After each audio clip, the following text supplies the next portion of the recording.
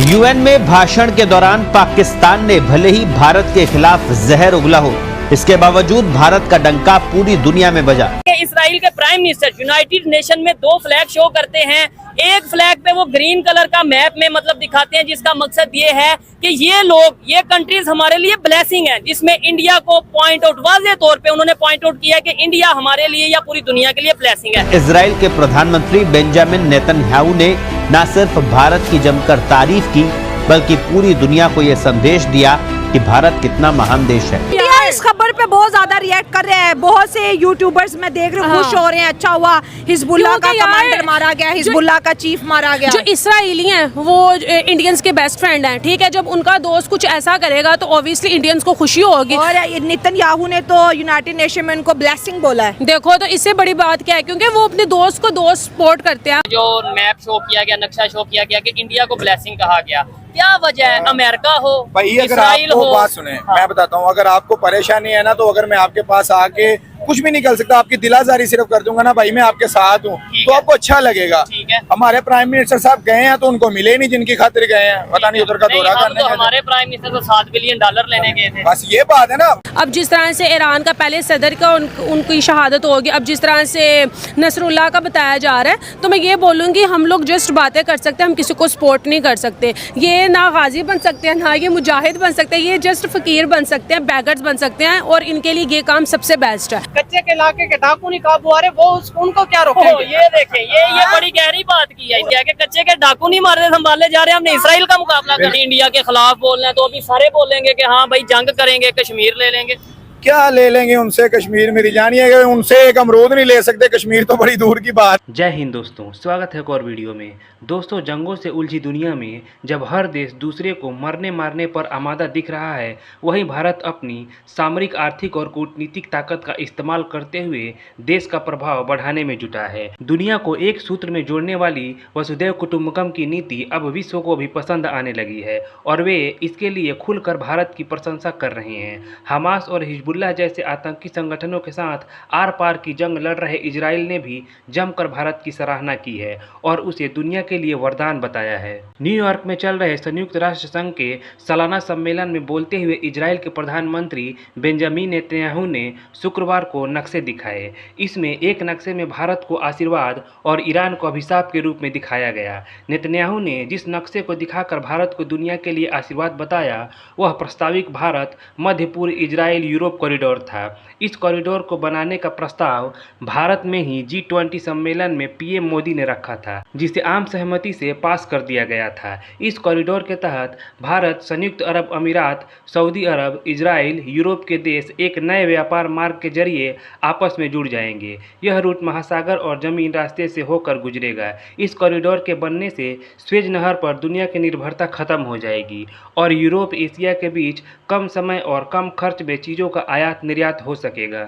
Israel के जो prime minister है, उसने यूनाइटेड नेशन में एक मैप शो किया, जिसमें उसने बताया कि भाई जो कंट्रीज हमारे लिए समझ ले ब्लेसिंग्स हैं, खुशकिस्मती हैं, उसमें उन्होंने इंडिया का, उसने जो उनसे इंडिया का मैप शो किया और बताया कि ये हमारे लिए ब्लेसिंग है। इवन सऊदी अरेबिया का मैप भी उसमें शामिल है, वो जो एरिया वो भी शामिल है, ये ब्लेसिंग है। लेकिन ईरान, इराक, इनको बोला कि ये हमारे लिए अजाब है, लानत है, दुनिया के लिए अजाब है। क्या कहना चाहेंगे? इसका मतलब है कि भाई इंडिया इस टाइम पूरी दुनिया के लिए ब्लेसिंग का वो बना हुआ है। बिल्कुल इसी तरह से इंडिया बिल्कुल पूरी दुनिया के लिए जो ब्लेसिंग हुआ है, क्योंकि वो लोग किसी के साथ भी खड़े होने के लिए तैयार है। वो सबके साथ सिर्फ अपने बिजनेस के मफाद की हद तक वो काम करते हैं। और आजकल पाकिस्तान के हमारे भी जो है वो हुक्मरान यही काम कर रहे हैं। ठीक है, नहीं पाकिस्तान की तो बिल्कुल वैल्यू ही नहीं है। पाकिस्तान को तो कहीं पर कुछ माना ही नहीं जाता है, क्योंकि हमारे हुक्मरान हमारी आवाज उठा के राजी नहीं है। हमारी आवाज क्या, मैं कहता हूँ फलस्तीन तो दूर की बात, इधर जो पाकिस्तान में हो रहा है। खान साहब मुझे ये बताएं, फलस्तीन और पाकिस्तान ओवरऑल अगर बात करें, क्या आप कहना चाहेंगे यहाँ के लोगों में और वहाँ के लोगों में क्या इस टाइम फर्क है? देखो आजकल जो है जो फलस्तीन पे बड़ा जुल्म हो रहा है। अच्छा। तो ये पर हम मुसलमान लोग हैं। ठीक है, तो हम क्या कर रहे हैं? हम इकट्ठा होके हम उसके आवाज उठाए। ठीक है, ये कह रहे हैं कि इकट्ठे होके आवाज उठाएं। मुझे बताएं कि क्या तमाम मुस्लिम कंट्रीज इकट्ठे हो सकते हैं? होना तो चाहिए, बनता है। क्योंकि जितना फलस्तीन में जो है वो जुल्म हो रहा है हमारे मुसलमान भाइयों के ऊपर, बहनों के ऊपर, माओ के ऊपर, पूरी मुस्लिम उम्मा को जो है इकट्ठा होना चाहिए। लेकिन इधर ये चीज है ना, जो भी ईरान का प्रेसिडेंट ने आवाज उठाई, मारा गया। इसके अलावा अगर हम बात करें हमास का जो चीफ था वो जिसने जंग स्टार्ट की वो मारा गया। अभी ये खबर आ रही है कि हिजबुल्लाह जो कि एक बहुत बड़ी ऑर्गेनाइजेशन है उसके जो हेड है उसे भी इसराइल ने जो उनसे वो मार दिया है। यानी कि जो भी आवाज उठाने की कोशिश करता है उसे मार दिया जाता है। सिर्फ यही चीज है कि जो आवाज उठाने वाले लोग हैं उनके साथ चलने वाला कोई नहीं है, और जो आवाज बुलंद करते हैं उनके साथ फिर जो है क्योंकि वो तन्हा होते हैं। सर इसमें एक चीज ये भी है ना कि इसका मतलब ये है कि इसराइल के पास टेक्नोलॉजी ज्यादा है, इसका मतलब ये है कि उनके पास इंफॉर्मेशन ज्यादा है, उनकी इकोनॉमी बड़ी है, इकोनॉमी बेहतर है। इस वजह से जो भी आवाज उठाएगा या तो हम भी अपनी टेक्नोलॉजी बेहतर कर लें, अपनी इकोनॉमी बेहतर करें, फिर हम मुकाबला करें तो पता चले। बिल्कुल ऐसे ही है, लेकिन अगर पाकिस्तान और चंद हमारे जो ममालिक हैं, ईरान है या और दोस्त ममालिक हैं, खाली उनको एक कह दें कि हम भी एटॉमिक पावर हैं, अच्छा हमारे पास भी मिसाइल मौजूद है, हम आप लोगों के साथ खड़े हो सकते हैं फलस्तीन के साथ, तो बिल्कुल ये समझौता हो सकता है। पहले फ़लस्तीन, उसके बाद जो है ईरान का वाक़या आया, अब हमारे पास लेबनान का वाक़या आ चुका है। तो इसराइल जिस तरह पूरी दुनिया में वो अपना एक थ्रेट फैलाता जा रहा है, मेरे ख्याल से हमारी जो इस्लामिक कंट्रीज हैं सबसे पहले तो उसको स्टेप लेना चाहिए। जिस तरह OIC ने आज मीटिंग एमरजेंसी अरेंज की है, जिस तरह पूरी दुनिया में खौफ व हरास फैल रहा है, तो OIC किसी काम की नहीं। OIC मिलके सिर्फ बैठ सकते हैं। OIC में मुस्लिम कंट्रीज एक दूसरे को सपोर्ट नहीं करती हैं। आज तक इस OIC ने कोई अच्छा काम किया है तो बता दें। मैं यही तो आपको बताने चाह रहा हूँ कि देखें, अगर पूरी दुनिया में इसराइल एक साइड पे है पूरी दुनिया की सपोर्ट के साथ, जिस तरह सुपर पावर, इस तरह अगर हमारी कंट्री जिसमें मतलब 57 कंट्रीज आती हैं, अगर वही इस्लामिक कंट्रीज अगर मिल के बैठ जाएं तो इज़ दैट पॉसिबल? ये है, बल्कि ये पॉसिबल है कि इसराइल को कंट्रोल किया जा सकता है। लेकिन शिया सुन्नी का भी फसाद शुरू हो जाता है ना। अब गल्फ कंट्री जो है ज्यादातर जो है सुन्नी है। ईरान की बात करें तो शिया है, वो सुन्नी तो कहते हैं अच्छा हुआ शिया का लीडर मारा गया। ये चीजें भी तो है, हम फिरकों में भी तो आगे बढ़े हुए हैं। देखें, सबसे पहले हमें ये देखना चाहिए, हम ना फिरकाइज्म को छोड़ देना चाहिए। हमें देखना चाहिए कि फलस्तीन में, गजा में क्या हुआ है, फलस्तीन के कितने छोटे बच्चे मारे गए हैं, फलस्तीन में कितना बॉम्बिंग की गई। अब लेबनान की बारी आ गई, ईरान ने आगे से मुंह तोड़ जवाब दिया, उनको इसराइल को दिया।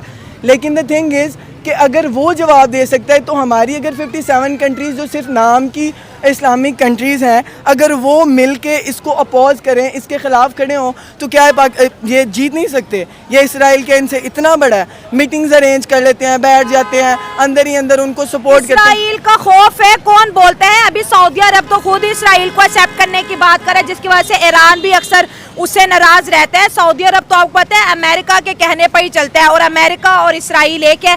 उस तरफ से एशिया की सबसे बड़ी पावर इंडिया की बात करें, वो इसराइल के साथ खड़ा है। तो ये जो देखी जाए तो ये पहले जो है हमास के लीडर मारे गए, फिर इब्राहिम रईसी मारे गए, अब हिजबुल्लाह मारे गए। ऐसा लग रहा है इसराइल किसी को भी नहीं छोड़ेगा। देखें, इसराइल तो तब तक नहीं छोड़ेगा। देखिए, सबसे पहले तो मैं आपको ये कहना चाहूँगा, जिस तरह आपने मुझे बोला कि सऊदी अरेबिया इसराइल को एक्सेप्ट कर चुका है। देखें, एक्सेप्ट करना is a separate thing. Pakistan ने अभी तक एक्सेप्ट नहीं किया, लेकिन सऊदी अरब जो कि तमाम मुस्लिम कंट्री की एक इबादत गाह मानी जाती है, क्योंकि उधर मक्का है, मदीना है, बिल्कुल लीडर है।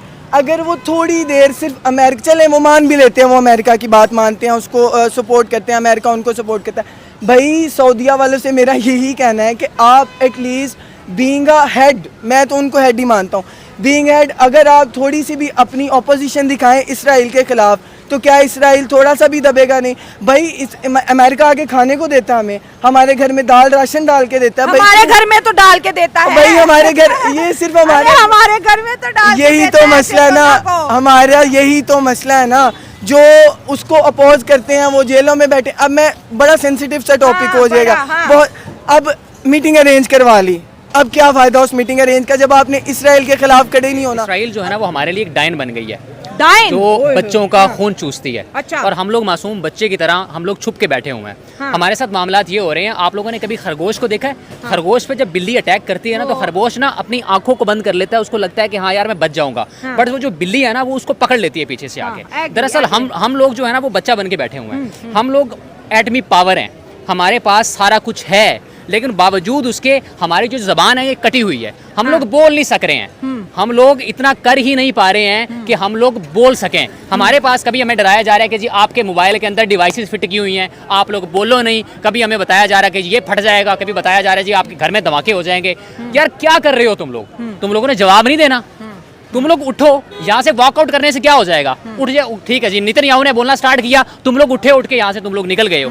भाई बोलो, को नहीं फर्क पड़ता, वो अपनी स्पीच पूरी उसको कोई फर्क नहीं पड़ रहा है तुम लोगों से, ठीक है? बिल्कुल, जिसकी गोद के अंदर तुम लोग जो है वो पलते रहे हो, अब उनको पाला जा रहा है, ठीक है? वो पल रहे हैं उनकी गोद के अंदर और अरसा दराज से पल रहे हैं, और तुम सब लोगों को पता है कि तुम लोग क्या कर रहे हो, लेकिन हम लोगों को तो एटलीस्ट पागल ना बनाओ यार, ठीक है? बोलो, अपने हक के लिए बोलो, अपने मुसलमान भाइयों के लिए बोलो। बच्चों के साथ क्या कर रहे हैं वो लोग? हर गुजरते दिन के साथ बच्चों को मार रहे हैं, काट रहे हैं, लोगों को लेके जा रहे हैं, उनकी आंखों पे पट्टियां बांध के उल्टे लिटा के उन पे कुत्ते छोड़े जा रहे हैं। क्या जवाब दो?